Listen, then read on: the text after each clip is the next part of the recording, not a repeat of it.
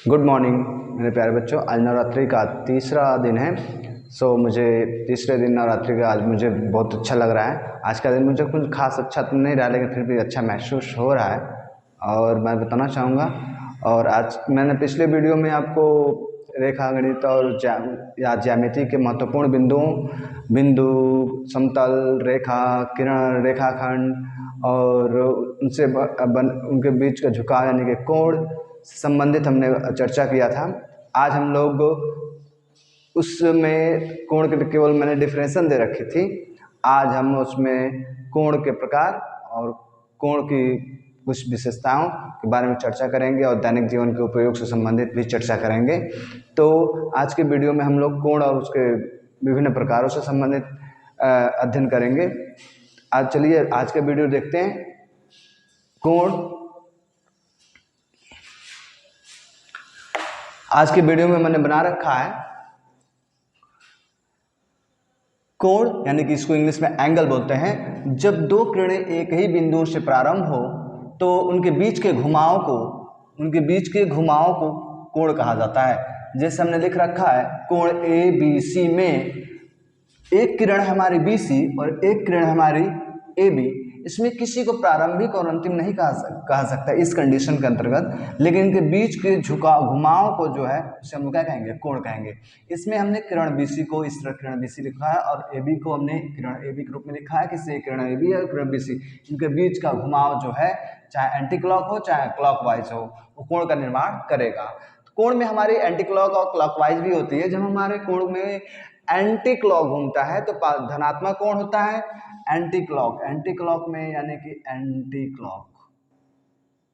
Clock wise होता है तो प्लस में होता है, और क्लॉकवाइज चलता है, क्लॉकवाइज होता है तो वो हमारा नेगेटिव कोण देता है।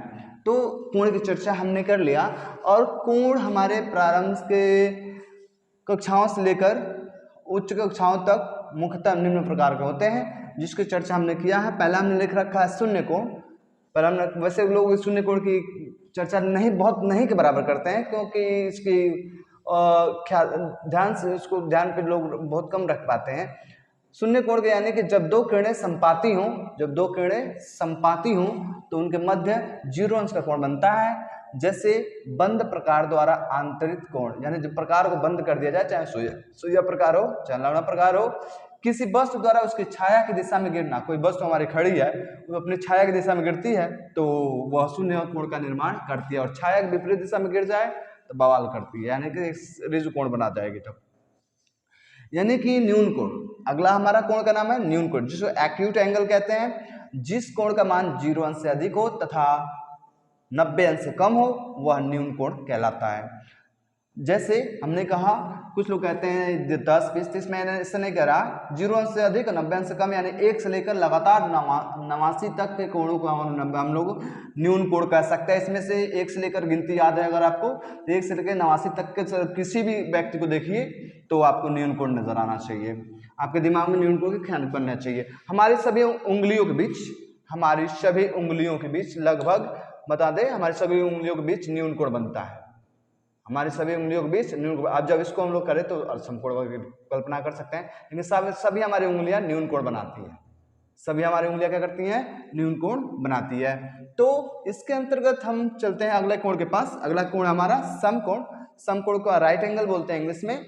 जिस कोण का मान 90 अंश से अधिक होता है वह समकोण कहलाता है। जैसे घर की सभी कोणें समकोण पर संबंधित होती हैं, और हम लोग के अंगूठा और तर्जनी के बीच भी समकोण का निर्माण किया जा सकता है, और अंगूठा, तर्जनी और माध्यिका के बीच भी समकोण का निर्माण किया जा सकता है, जिससे फ्लेमिंग के दाएं हाथ का नियम भी बोला जाता है और लंबवत का नियम भी बोला जाता है। ये हमारे घर की कोरें इसी प्रकार निर्मित होती हैं। फ्लेमिंग के दाएं हाथ के नियम के अनुसार ही एक दूसरे से परस्पर लंबित होते हैं, और इस प्रकार समायोजित करें अपने 3 अंगुलियों को तो हमारे घर की कोरें इसी प्रकार समायोजित की गई हैं, घर की सभी कोरें। तो हमने समकोण की बात बता दी। अब चौथे नंबर का कोण है हमारा अधिक कोण। अधिक कोण यानी कि ऑब्ट्यूस एंगल। ऑब्ट्यूस एंगल जिस कोण का मान 90 अंश से अधिक हो तथा 180 अंश से कम हो वह अधिक कोण कहलाता है, यानी होता है। जैसे 91 से लेकर 90 अंश से अधिक, 180 से 91 से लेकर गिनती पढ़ लो, क्यों हम लोग अलग अलग बताएं कि इतना इतना इतना कोण होगा। 91 से लेकर 179 तक सभी कोण को ले लो, 179 तक के सभी कोण को ले लो, हमारा हो जाएगा। और ये कोण हमारा बनाता है अंगूठा और तर्जनी, ये कोण का निर्माण कर सकते हैं। हमारी बाकी उंगलियां भी भरसक अधिक कोण का निर्माण कर सकती हैं, नहीं करती हैं, मतलब अंगूठा और तर्जनी न्यून कोण अधिक कोण का निर्माण करता है।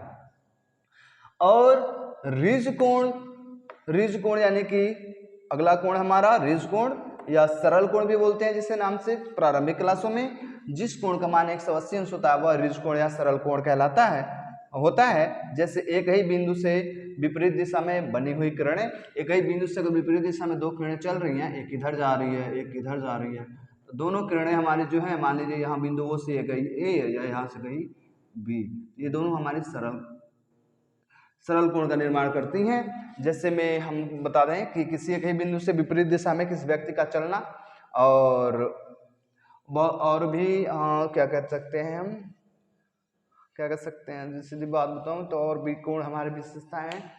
विपरीत दिशा में एक ही जगह से चलना, हाँ अपने घर का निश्चित बिंदु से अपने घर से आप दो विपरीत दिशाओं में जाएं तो वहां आप रिज कोण का निर्माण कर सकते हैं। बृहत कोण या प्रतिवर्ती कोण, जिस कोण का मान दो समकोण या 180 अंश से अधिक तथा 360 अंश से कम होता है वह बृहत या प्रतिवर्ती कोण होता है। जैसे आप 181 से लेकर के गिनती कर लीजिए, 181 से लेकर 300 कहाँ तक, 59 अंश तक के सभी कोण हमारे क्या कहलाएंगे, बृहत या प्रतिवर्ती कोण, जिसे रिफ्लेक्स एंगल के नाम से जानते हैं इंग्लिश में। अब सीबीएसई वाला रिफ्लेक्स एंगल पढ़ते हैं, वैसे सीबीएसई वालों से तो मेरी भी नहीं बनती है, मुझे तो आधा समझ भी नहीं आता, ठीक है। और सातवां दिया है संपूर्ण कोण यानी कि कंप्लीट एंगल, जिस कोण का मान 360 अंश होता है वह संपूर्ण कोण होता है। जैसे किसी बंद आकृति का एक चक्कर आप लगा देते हैं तो वहां आप संपूर्ण कोण का निर्माण करते हैं। जब किसी बंद आकृति का एक चक्कर लगाते हैं तो वहां संपूर्ण का निर्माण करते हैं, चाहे आप चौकोर खेत हो या आपको क्या कहते हैं वो आप वृत्ताकार पथ पर घूम रहे हो। और तो मैं कोण के प्रकार में दो न्यून कोणों के बीच आंतरिक कोण घुमाव को मैंने 7 प्रकार में बांटा है, शून्य कोण, न्यून कोण, सम कोण, अधिक कोण, रिज कोण, बृहत कोण, संपूर्ण कोण।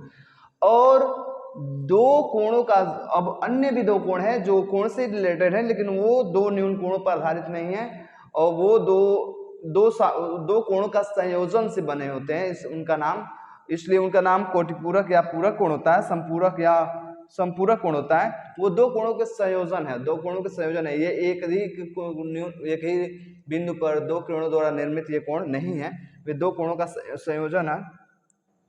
कहता है 8वां कोटिपूरक या पूरक कोण, ऐसे दो कोण जिनका योगफल केवल, देखो केवल नाम का शब्द याद आया, हमारा एक स्टूडेंट था उसके पिताजी का नाम है केवल, जब भी पढ़ाया जाता था तो केवल शब्द रिमाइंड में आता था तो उसे सुनाया जाता था। योगफल केवल 90 अंश हो वह कोटिपूरक कोण होता है, 90 वह कोटिपूरक कोण होता है। जैसे 40-50 को जोड़ दीजिए, 60-30 को जोड़ दीजिए, 85 को जोड़ दीजिए, 89 1 को जोड़ेंगे तो हमारा 90 आएगा। ये ऐसे बहुत सारे कोण होंगे, आप उसमें से ऐड कर सकते हैं, ऐड तो आना चाहिए क्योंकि ये उन्हीं क्लास में पढ़ाया जाता है जिसमें बच्चा कम से कम ऐड करना सीख जाता है। संपूरक कोण, ऐसे दो कोण जिनका योगफल केवल, फिर केवल आया 180 अंश हो वे संपूरक कोण कहलाते हैं। जैसे 50 130 को जोड़े तो 180, 1 और 179 को जोड़े तो 180, 5 175 को जोड़े तो 180, 10 और 170 को जोड़े तो 180। आज के वीडियो में हमने आपको कोण और उसके प्रकार का पूर्ण विवरण मैंने किया, विवरण आपको विस्तार से बताया। अब इसमें मैंने आरेख वगैरह नहीं खींचा कि कोण ऐसे होते हैं कैसे होता है, कल्पना फिलहाल आप कोणों के मान जानते हैं तो कल्पना आप कर सकते हैं कि कैसे है सर कैसी नहीं है।